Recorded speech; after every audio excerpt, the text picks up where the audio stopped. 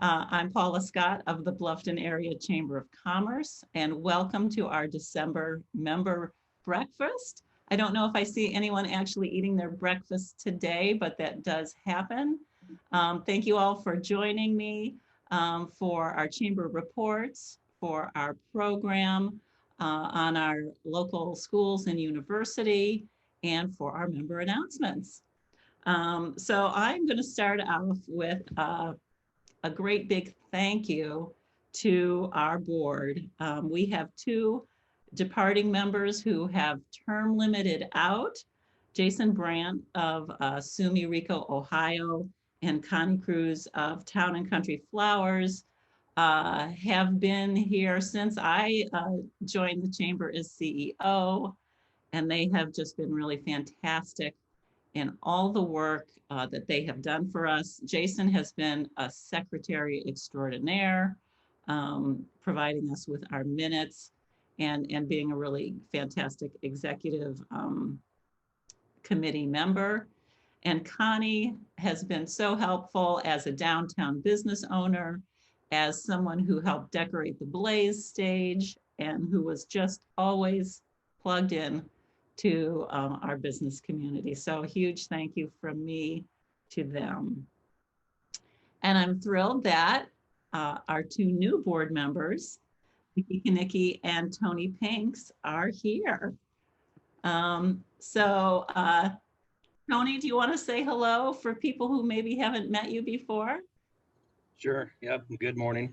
I'm Tony Pinks from SRK Industries as well. That's where Jason was working. I'm also with the fire department and several other things in town. So thanks for having me aboard. Thank you. I would say I've known you for a long time, but not in a school capacity. I was just saying to Greg Denecker, having had my youngest graduate, is like, wait a minute, that's my connection to the community is through school. So I've known Tony for a long time. It's great to be working with you through the chamber now. I've known Greg for a very long time, and I love seeing his smile this morning. So, morning, Greg. And NICKI KEUNEKE from Bluffton Hospital is here as well. Hi.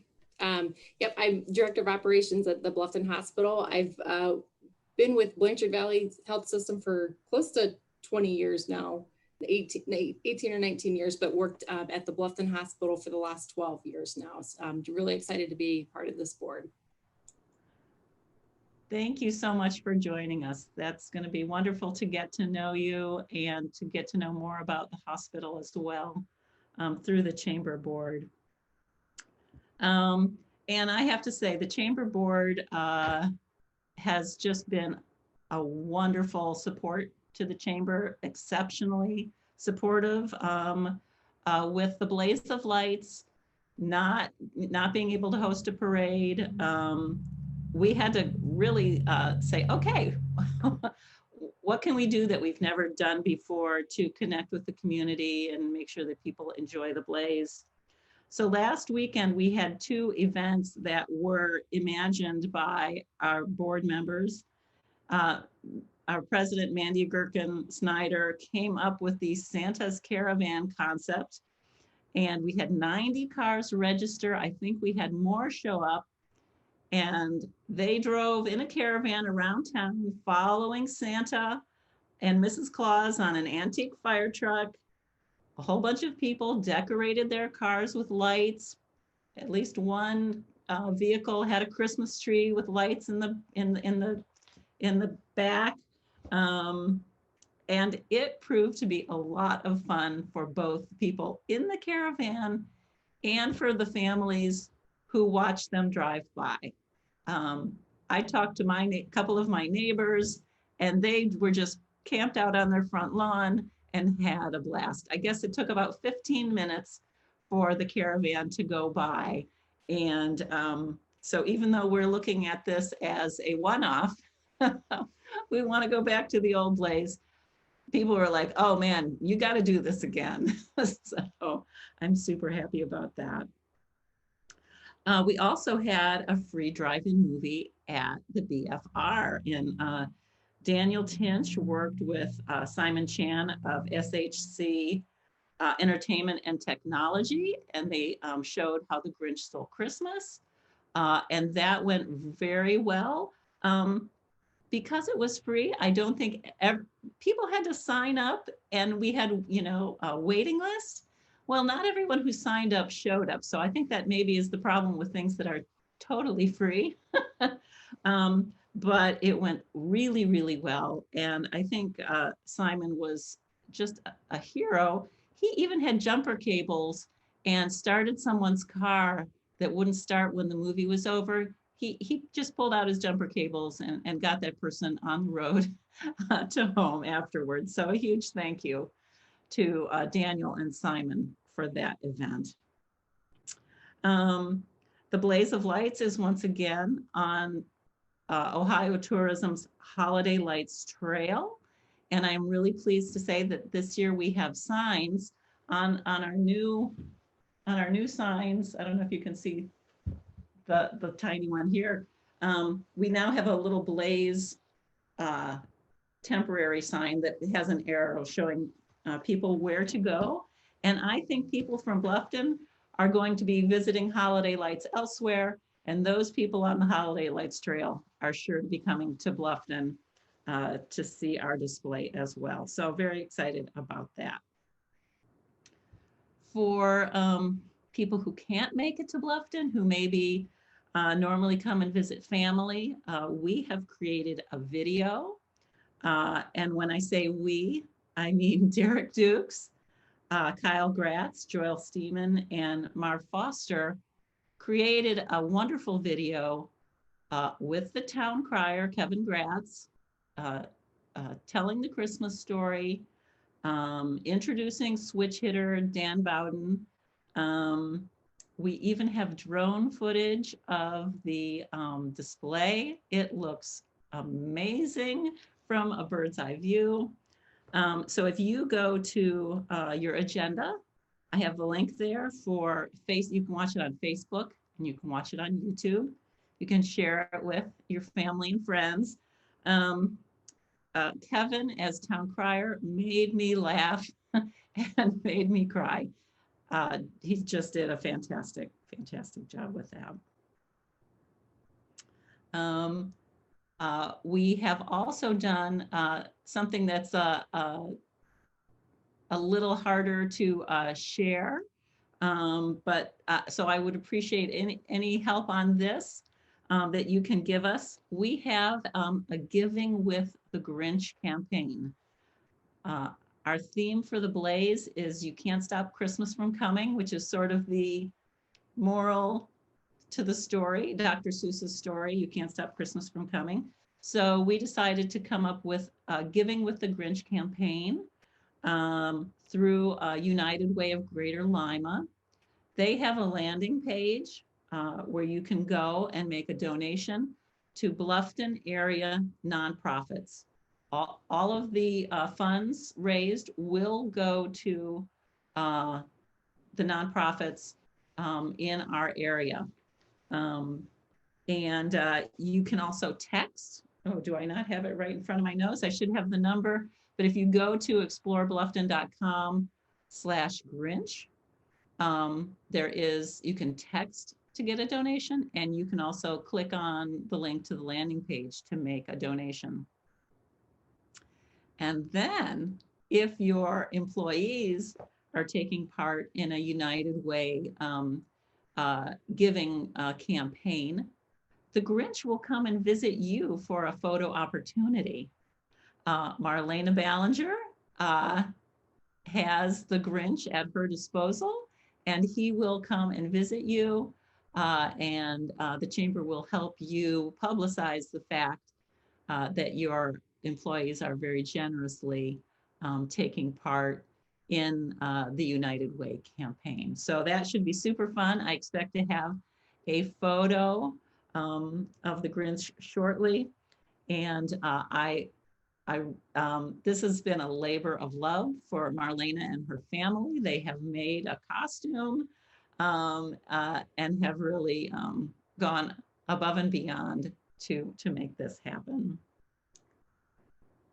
I'm sorry to say that our residential lights judging has been postponed.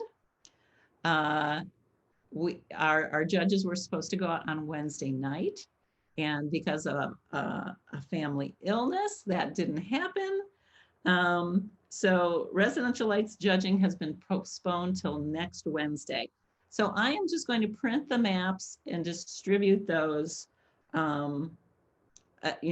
starting today.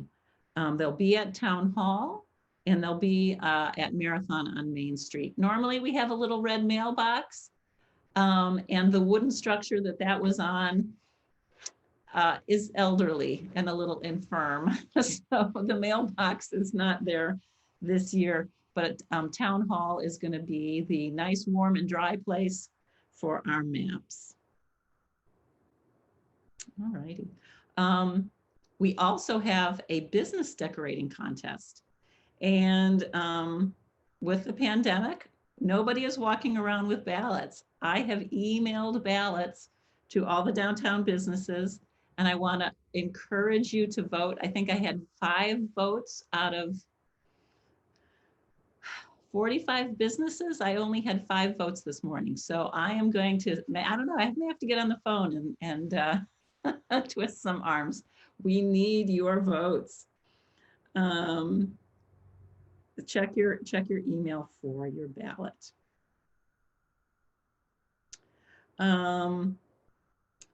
It's holiday season, it's giving season. If you need Bluffton bucks to share with your family or friends or employees, Citizens National Bank can provide you with small quantities, 3 to 5, that kind of thing. If you need 10, 20, 30, 40, I've done probably 70 or 100. You need to let me know, because I pull out the typewriter and I literally, they're duplicate forms. I literally type them up.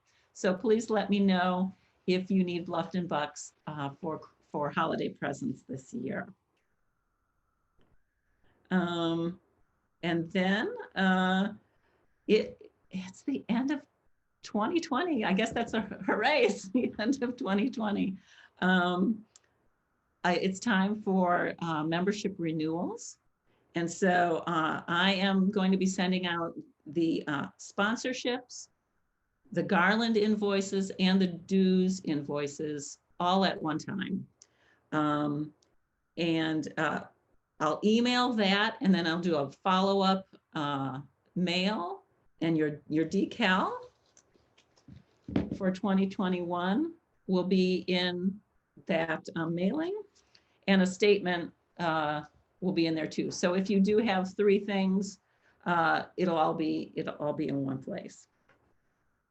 We do have a new PayPal option, and there's a link on explorebluffton.com for members. However, if you have multiple things and you want to use PayPal, let me know. I will calculate the fee for you. I've had a couple people either not pay the fee or pay the fee and write me a check with the PayPal fee. Okay, not good. So please let me know if you want to use PayPal for, say, the Garlands or the sponsorship, and we'll make sure that we have the right dollar amount. All righty, well, I am on schedule. It is time to turn the floor over to Greg Denecker and Jane Wood. I think that at a time like this, you appreciate how much schools are the heart of our community. Our families are all, so closely tied to them. When I started looking for a program topic today, I just felt like, oh, I need to be in touch with the university and the school. So Jane, can I call on you first? Sure. Thank you so much, Paula, for inviting me to give an update and the opportunity to share with you all. First of all, I just want to say thank you all as community members for supporting us through this last semester. We know we didn't have visitors on campus in order to enact our Protect the Dam plan to keep our students and the village safe. So we missed you. We look forward to having you back at campus and back at events as soon as we possibly can. But meanwhile, we will continue next semester, much as we did the fall semester, mostly because it worked. So we are very, very pleased that we were able to have our entire student body here for our full fall semester. We did start early in August, and then, as you know, we sent students home a little bit before Thanksgiving, and they will be home until classes start on January 20th. So they may start coming back a little bit earlier than that, but classes officially start on January the 20th. So very grateful to our campus community for the enormous amount of work that it took to get ready to bring students back safely. And to our students, staff and faculty throughout the semester who wore masks to teach, wore masks to work in the dining hall, wore masks when they interacted with almost everybody that they came in contact with. So really appreciate all that work by our campus community.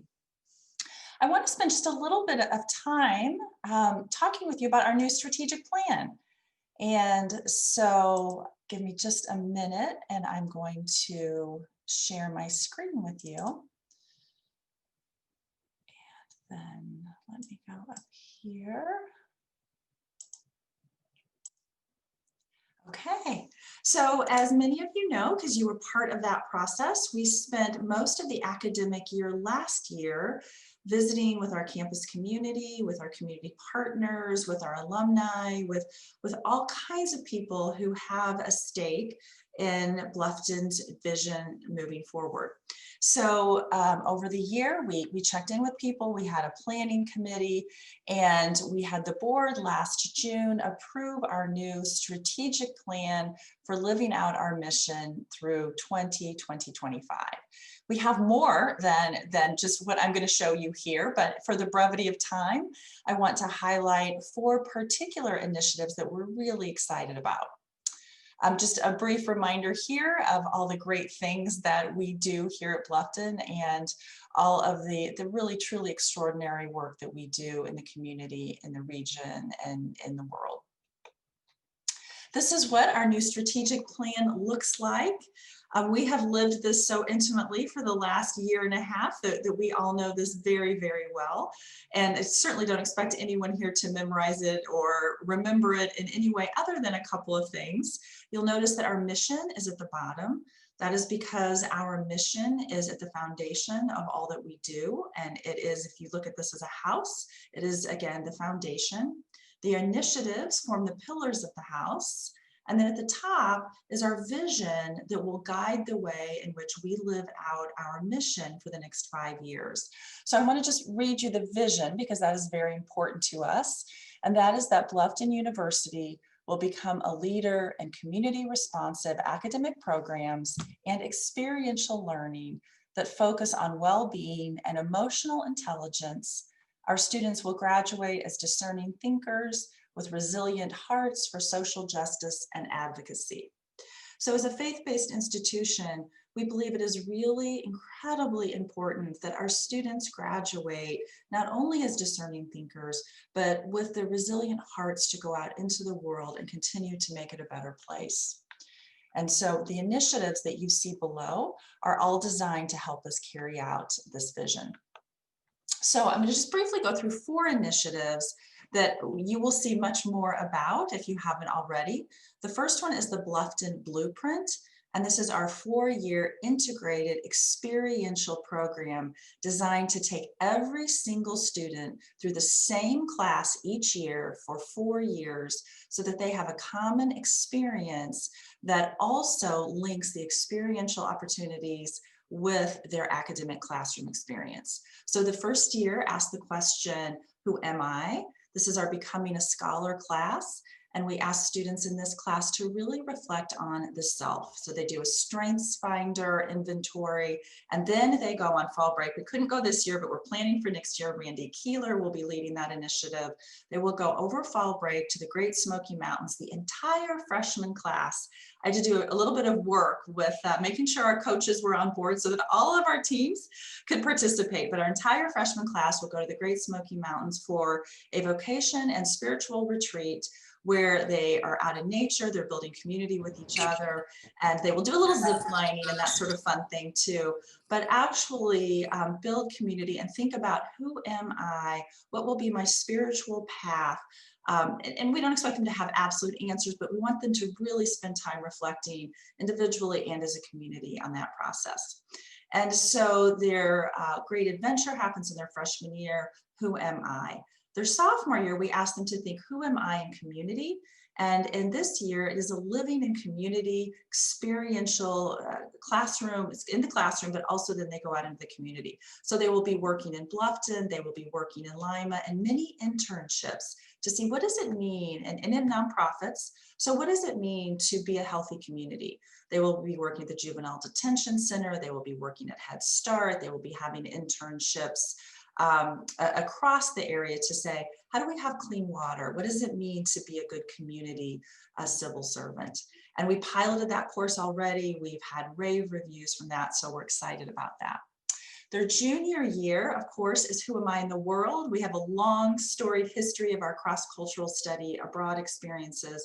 And so that is their junior year, which invites them to have respect for all communities across the world, for them to think, what does it mean to be a community member of the world? Who am I in the world? And then again, because we are a faith-based institution, their senior year, we use John the Baptist and we say, what then shall we do? So you notice the first 3 years are I, but then we ask them to transition into a we. What then shall we do? That is their capstone course, and they solve as a team for a world problem. And so then they present that to their community about how they're going to solve and make a difference in the world. So every student here will have a 4-year linked experiential set of academic courses that we believe will be transformative. And indeed, some of these courses, again, have had a long storied history in our curriculum, and they will continue to impact in the same way. But linking these courses and creating connections through and among them is something I'm very excited about and very pleased that our faculty was able to create this stellar program. Virtue-driven athletics is another initiative. Again, something that we do. We know we have sports teams that are special, that are different. I was watching our women play Adrian on the live stream the other night. Even as president, I don't take privilege and go sit in the games. We were asking for no visitors there. And so as much as I would like to, I watch on the live stream with everyone else. But it was a tie game. Our women were playing basketball. And they were playing their hearts out. And one of our players knocked into an Adrian player and she fell to the floor. And in a tie game, so close, our player reached down and held her hand out to pull the other player up. So that's the kind of players we have. And so we want to name that, we want to talk about it, and we want to create a sort of a habits of excellence that we're already doing, but name that and talk about it and be very clear with our student athletes and with our community about how our Bluffton virtue-driven athletics really helps our students become really good team members and truly provides the habits of excellence that will carry them through the rest of their lives.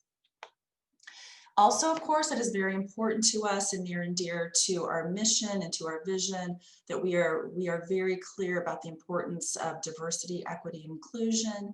We started this fall with a diversity, equity, inclusion, let me go back up, campus committee, and some of these folks will be familiar to you.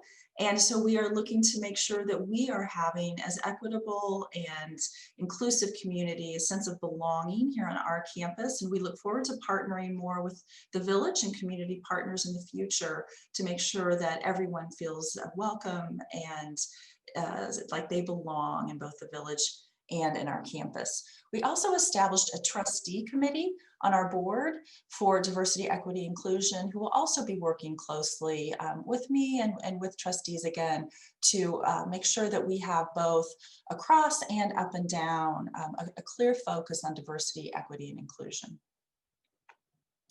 And then finally, I want to talk about our corporate and education partnerships. We are working diligently to support and recruit students who are adults, who are in the workforce, who want to come back and get their college degree through our adult completion program, or who want to advance their career through our graduate programs, our MBA and our master's in education.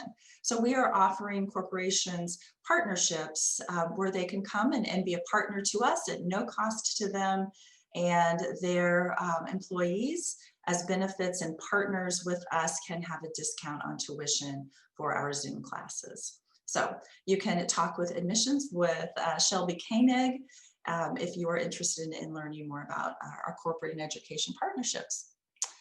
And these are currently the people who have signed on already to be our corporate partners. We're excited about that. We thank Greg Denecker for Bluffton Village Schools being one of our very first schools to sign on. So we appreciate him very much and the partnership there. And we look forward again to growing that list.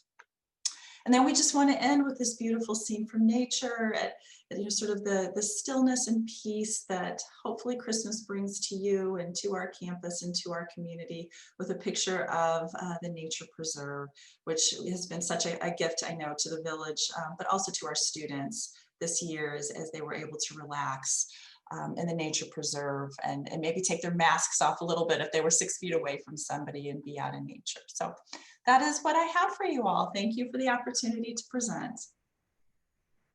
Thank you, Jane. That was really fantastic. Would you like to take questions now or after after Greg? Does anybody have any, I feel, any questions now about the university? I know I want to ask. So the games, musical performances, where's the best way for us to visit the university online and stay connected with those things? Right, so if you go out to our website, it will show the link. So for example, the Messiah is coming up. The retrospective of the Messiah is coming up on December the 20th at 4 p.m. So if you just go out to our website, Bluffton University, you can do a search and type in Messiah and you will see the retrospective come up. You can click on that, or you can do www.bluffton.edu backsplash. I've been watching too much HTV. Backslash MUS for music, and the link will be there as well. So yeah, going to our website is the best way to get the live streams. For athletic events, you go to blufftonbeavers.com and they will have the live stream. We have committed for our parents who, of course, want to watch their students play. We have committed to live streaming all of our events. Wonderful, thank you. I'm looking forward to that. All right, Mr. Denecker.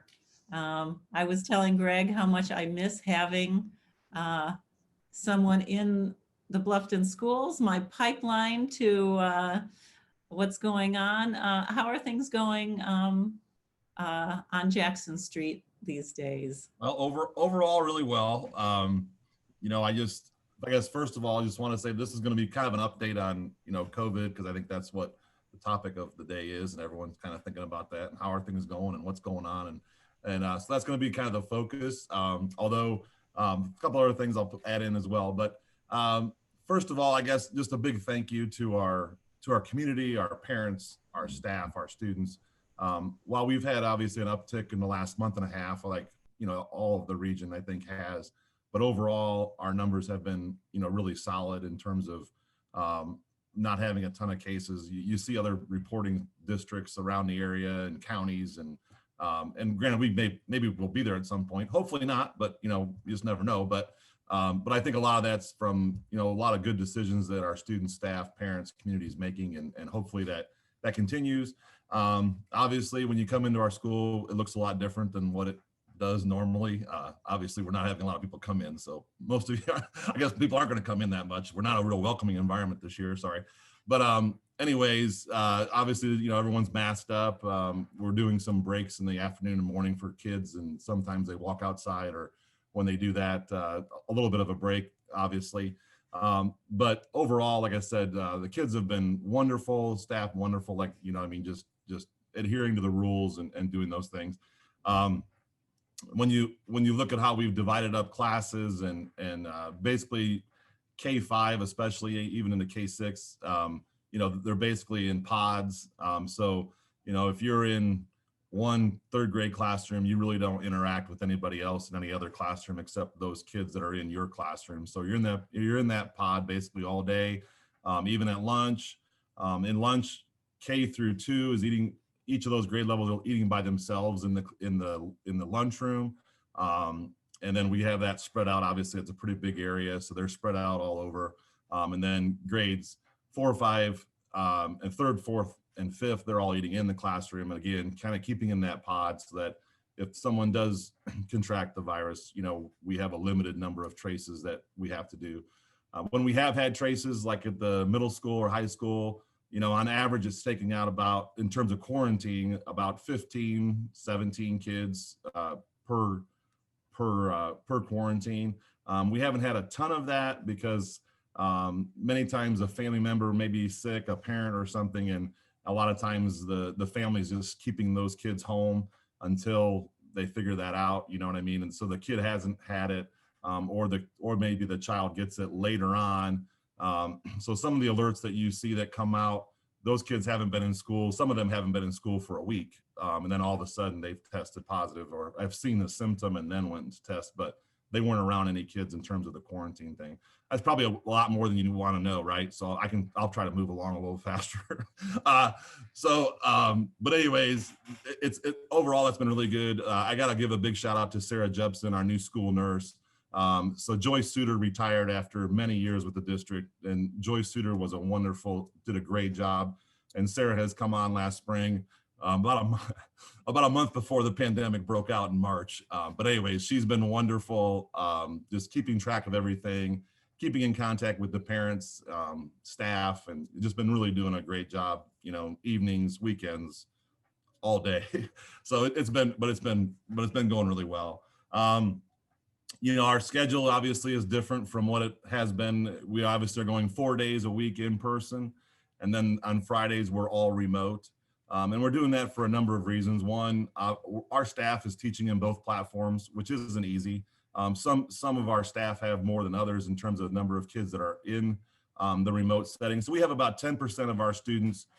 So we have about 1,200 students, you know, at Bluffton. And that number's been pretty consistent over the last 20 years. We went from a high of 1,240, a low of 1,114, but we're right about close to 1,200. About 10% of those kids are online all the time. So we felt it was important to kind of keep that connection with our kids and our teachers. And that's why our teachers are teaching in both platforms and trying to keep them you know, up as much as possible with what our students are doing in the classroom. And like I said, a big shout out to our teachers, because that's not an easy task. And so that's one of the reasons why we're doing the Friday remote day, to kind of help our teachers to be able to record, touch base with our students that are online. And then our students that are in person, having that 5th day of them being remote, it's helped a few things. One, as you know, we've had a lot of different quarantines, you know, coming back and forth of kids. So that those kids that need to go on quarantine for, let's say, 8 days of school or whatever, they've already been a part of an online learning environment on every Friday. So that's been a really easy transition. Okay, you know, you're quarantined, we're sorry, you know, we don't mean to, you know, whatever, but we can't have you here.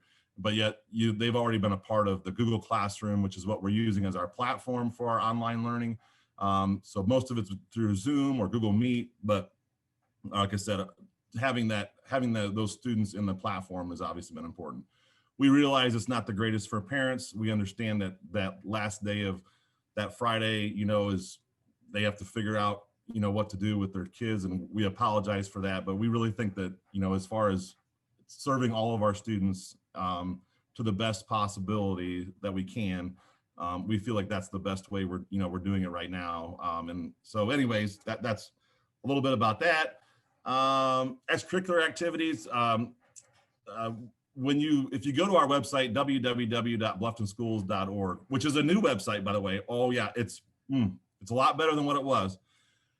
So we launched that. We were going to launch it like last February, but then obviously everything was breaking, so we didn't launch it last February. So we launched it in the summertime, and it's going really well. But if you go into the parent alert system on the top of the website, and you click down into parent alerts, and if you click on parent alerts, and if you want to sign up to like get athletic alerts or the alerts of our school, or I think there's a music one as well. So you can look at those things and try to pick out which ones you want to hear alert to. So like an extracurricular activity one, every time we have a mostly varsity, although with some JV as well, as far as the watching a live stream, and we're offering it free. Some schools are charging people to log in $7 or whatever, but ours is all free.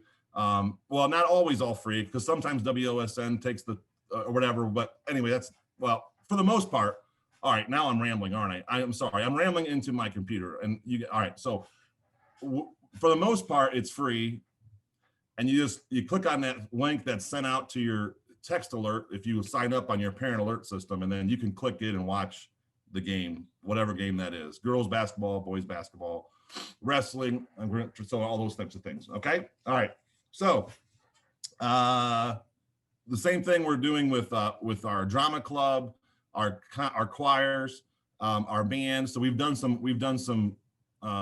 virtual. We're recording we're recording the choir, we're recording drama, and we have that. And Paul, I'm going to send you that link, and we can link that up. But Kevin Gratz has done a great job with the drama club, and Kara Gratz with our choir, and Alice Basinger is doing some things with our elementary students for our.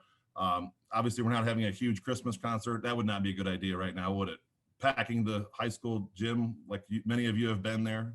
All right. So anyways, we're not doing that this year, but we're going to have kind of a virtual thing with classrooms and those things. So that's going to be good. Show choir, the same thing, all those types of things. And then as far as our schedule goes, next week, we're going to be 5 days, all 5 days. We're going to go all 5 days next week. And then we're going to have two full weeks off. So next Monday and Tuesday, the 21st and 22nd, we're going to have remote learning days. And again, that's going to help with our contact tracing and just kind of keep everybody away from each other for 2 weeks. And then we start up January 4th. That's the other thing that actually the Fridays have done. It has helped us with contact tracing. So some students that maybe have gotten sick on a Sunday or whatever, there's no contact trace behind that, because it's 48 hours from when you first get your first symptoms. That's when contact tracing starts. So anyways, so that's helped a little bit on that, in a couple of different, well, more than that, but anyways, okay. Last thing, one of the other topics that you may have seen over the news in the last week, the Cupp-Patterson school finance fair school funding formula thing that you may have seen. And obviously, Bob Cupp is obviously our Speaker of the House. He's obviously our representative. And there's probably nobody in the legislature that's more knowledgeable about school funding than him, because he's done it all the way back from 25 years ago when he was in the General Assembly. But anyways, so he and John Patterson, who is a Democrat, they come together over 2 years ago and said, we need to fix school funding. So they put all this thing together. They had treasurers, superintendents, they had all different people from all different areas of the state come together in this huge committee over a 2-year time frame and trying to fix this whole school funding formula. And they did a really, really good job. So last week, the House passed it out of the House 87-9. Okay, so whenever you hear of something passed 87-9, you would think that, that's pretty bipartisan. We're gonna, whatever. But obviously, the Senate is not going to take it up. So we're pushing for the Senate to take it up before the end of the year. I'm not sure they're going to do that. But they said that they would maybe throw it into the next year's budget, whatever. But just when you see that, that's something that's been worked on for a long, long time. It's very frustrating to public schools that they haven't, kind of taken that up. So just kind of a side note, that's really a frustrating thing right now, I think, for public schools, and in terms of what they've tried to do in terms of fixing it. As you know, way back in 1997, the Durolf school funding case, the Supreme Court ruled that it was unconstitutional the way we fund schools. Now, financially, we're in good shape. I'm not complaining about that. We're in good shape in terms of our school district, but in terms of the entire state of Ohio, this funding formula obviously would help out a lot in a lot of different areas. So we'll see what happens with that. But that's just kind of a side note and just kind of a thing that you probably have seen on the news or in the newspaper, and just kind of giving you my plug or my 2 cents about that. And that's obviously an opinion. All right. So last thing I just want to thank, I saw Ryan DeMarco came in here, and just thank him. He's been treating our staff at different Fridays, elementary building, middle school and high school, for coffee up at the Twisted Whisk. And so we really appreciate that. And like I said, the community support for our school has always been wonderful. And we just thank everybody for all of that. And especially during these times, you really see that in terms of our parents and our community. And like I said, you know, this isn't a perfect system, but you know, we're trying to do our best in both platforms, and you know, we think overall it's going pretty well. So that's all I got. If anybody has any questions or whatever. Thank you, Greg. Yeah, I think that everyone's world is topsy-turvy, but I can't imagine that it's anywhere more topsy-turvy than in a classroom with a bunch of students. Any questions?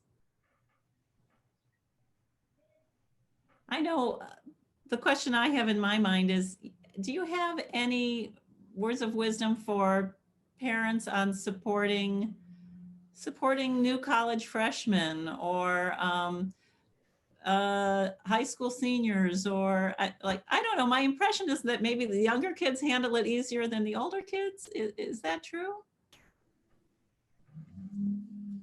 I don't know. I mean, I think overall, I mean, for the most part, our kids that are back, they like being back. You know what I mean? You know, kids used to look forward to snow days, you know, like, hey, we're having a snow day, but it's one thing having a snow day and it's one thing having a snow 9 weeks or a semester, or, you know what I mean? So that excitement of not being around, even though obviously we don't have everybody back. Obviously, like I said, 10% of our students for different reasons, and that's totally fine. Obviously, you know what I mean? For the comfort level of, I mean, there's no right or wrong answer to this, is what I'm trying to say. But I think that overall, all of our kids, they like being together. You know what I mean? And the reason we have them obviously in pods is because it's hard to keep kids apart. You know what I mean? No matter, they all want to sit on top of each other at, you know, ball games, or, you know, at the swing sets, or, you know what I mean? Just, you know, well, they don't sit on top of each other's swing sets. That's dangerous. But, all right, you know. Yeah. All right.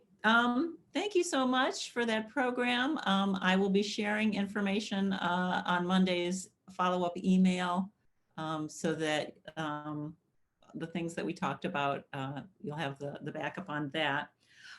I skipped something in my announcements. I want to mention that we do have a new member, and that is the Lima News.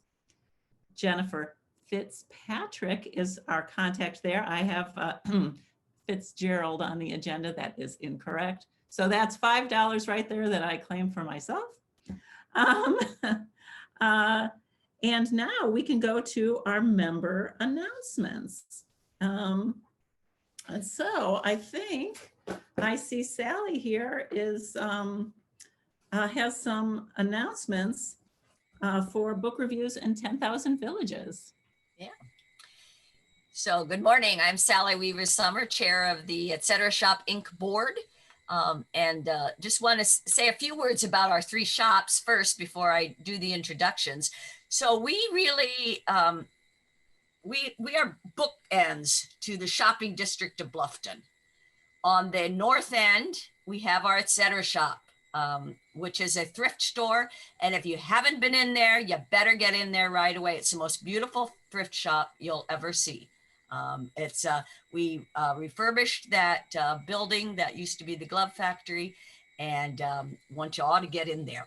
On the other end of town, on the south end of town, is Book Reviews, which is a used bookstore. It's been a year ago. We completely refurbished the store, changed it, rearranged things. And if you haven't been in there, get in there. There's children's books. There's all kinds of books on every topic, fiction, nonfiction, et cetera, et cetera.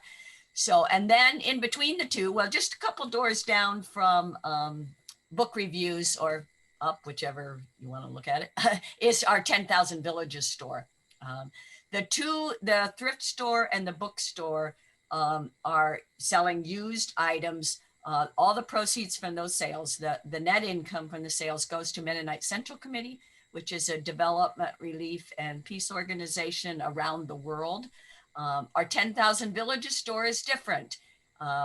And 10,000 Villages sells goods made by artisans around the world through a national organization called 10,000 Villages, which is a sister organization to Mennonite Central Committee. So when you buy things in that store, you are helping those artisans make a living in all over the world. So we had a transition recently in our staff. Peggy Brown, who was the manager of both book reviews and 10,000 Villages, resigned to move to the Cleveland area. And that gave us an opportunity to think about what we wanted to do with those two stores. And we're extremely fortunate to have found two people one to work in book reviews and one to work in 10,000 Villages. So Danielle Hodges is with us now. She is a Bluffton native and it has taken on the management of book reviews. Danielle, you want to just say a word or two so that they hear your voice and get to know you a little bit? Hi, everybody. Yeah, I'm having a lot of fun down at book reviews so far. Mostly right now, kind of figuring out how to keep things running like it was, and then really excited to start kind of making some small changes to just keep us keep kind of reaching out into more of a broader customer base and things like that, because I'm just really excited about the way that we actually work, the way that our profits go, and to MCC, and it's pretty exciting. Thank you, Danielle. 10,000 Villages. I mean, you wouldn't believe the how fortunate we feel to have both Danielle and our new 10,000 Villages. It just all happened so naturally that they were available at this time, and we were able to so quickly provide management for our stores. So Marcie Allen is, she grew up in Cincinnati, so but now has moved back to the Findlay area actually, but then comes to Bluffton to manage 10,000 Villages. So we're so grateful to have Marcie. Marcie, you want to say a few words so they get to know you just a bit here? Sure. Hi. Yeah, it was a really good time. Peggy moved to Cleveland, and I actually moved from Cleveland this summer. So it was a interesting swapping of positions and locations. Yeah, I am just jumping right in. You know, there's no time like Christmas season 2020 to start managing a store. So it's been really fun. I'm having a really nice time getting to know all the volunteers. I've been really grateful for the volunteers. I know many of them are not comfortable working at this time, and they're staying home until, you know, things clear up. But for the volunteers who have been showing up, it's just been really a godsend. They are the heart of the organization, and I really credit my learning to them.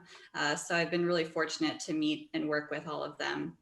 That's a great community of volunteers. Yeah, I don't know if we should put any announcements in now or we should wait till later. Yeah, go ahead and let us know what's new at the store.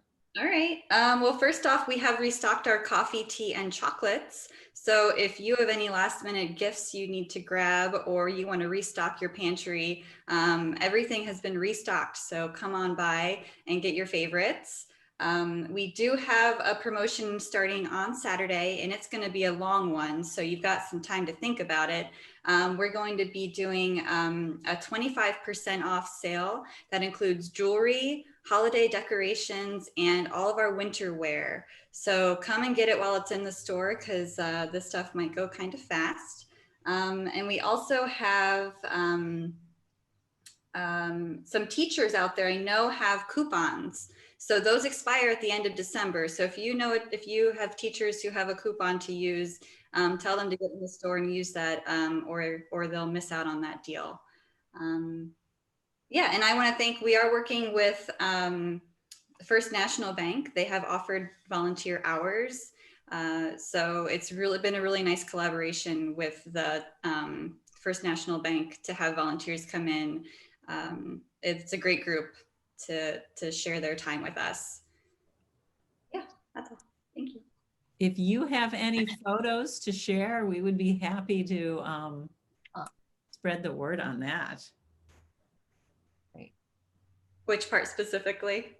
If you have photos of volunteers in your store, you know, we would be happy to share that. Perfect. Yeah. And feel free to follow us. We're on Facebook and Instagram. I'm trying to post daily, so feel free to follow us and like us there.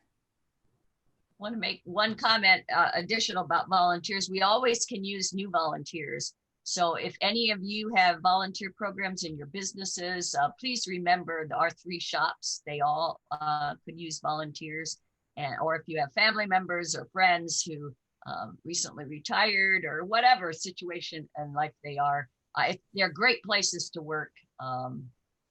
And we'd welcome them into our stores. All right, thank you so much. And now let's turn to the Bluffton Public Library. Good morning, Jessica. Good morning, everyone. I just wanted to thank the community members and the businesses who have already donated to our non-event library fundraiser. We're encouraging people to stay at home, be comfy, spend some time reading, but also support the library as we continue to offer programming and services to the communities, to the schools, and to the area nursing homes, even during lockdown. So thank you for your support. Right now we've hit just over half of our goal, which is wonderful. We're very thrilled about that.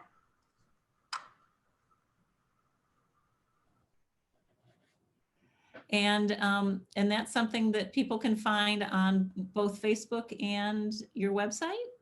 Yes, yes. It's on all of our social media accounts, Facebook, Twitter, and Instagram. And then on our website as well, blufftonpubliclibrary.org/donate. We have a PayPal option if you prefer to donate that way. But you can also send a check or cash, or feel free to drop it in the book drop along with your items that you're returning. Wow, that's fantastic. I once was on the library staff, and I know what a big deal the holiday gift basket fundraisers have been. So I'm sure this has kind of rocked your world to be doing a non-event. It is very different for us. We've always enjoyed the partnerships that we get to develop with the area businesses and the patrons who donate for the silent auction, and then getting to see all the community members that stroll through while they're out shopping downtown. So it's a big change for us, but we've had some really great interactions with the community. So I'm fortunate to be here in Bluffton with an area that just supports each other and the concept of continuing education. Yeah, I would recommend that you check out some of the things that the library is doing. They have kits for making holiday decorations. They've invited people to cut out snowflakes for decorating the library.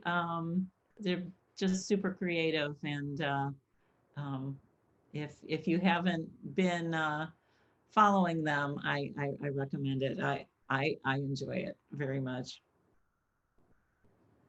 I don't think Fred Steiner is here. I have an announcement from him, but you're going to have to go on our agenda or our Monday email to find out about that. Jason Cox? No? Okay, I'm going to keep moving along. Now I have to look at the board. Did anybody come with announcements who I haven't heard from yet? Okay, I think we are 8:26 and we are good to go. Does anybody have any questions, any shout outs, anything like that? All right, well, thank you all so much for being here today. Our next meeting is going to be January 8th. And Beth Bish doesn't necessarily know this yet, but she's had a birthday party for Bluffton Pediatrics for the last 3 years in January. But this year we are going to interrupt our usually scheduled programming to have a program with Bluffton Safety Services. A lot of my contacts downtown have been talking about the fire in Columbus Grove, the fire in Lipsick. And so we're all thinking about, you know, what can we do to renew our awareness of fire safety. So we're going to be talking to the fire, EMS, and police department about those topics. If you have any questions for them, please, or things that, you know, even if you think you have topics that fit within that and you want to make sure we, you know, make that a talking point, please go ahead and send that to us. But we want to talk to people about safety checks, you know, heat and electrical dangers. You know, what are the things that we need to pay attention to? I'm sure, I know I find some of the routine things in life, I have more distractions this year. How do you keep on top of some things that might normally have your attention? We're going to make sure that we are thinking about the very most basic safety issues that business owners have. So that is our meeting for today. I hope you will all come downtown, enjoy the decorations, enjoy the blaze, get on YouTube and watch Kevin Gratz as the town crier. Do not miss it. It is well worth watching. Thank you to everyone who has started the holiday season a little early. I think we're all enjoying Christmas this year. It's been a wonderful thing to celebrate, something to feel wonderful about. And so thank you all. And I hope I'll see you soon. Merry Christmas and Happy New Year if I don't see you. Take care.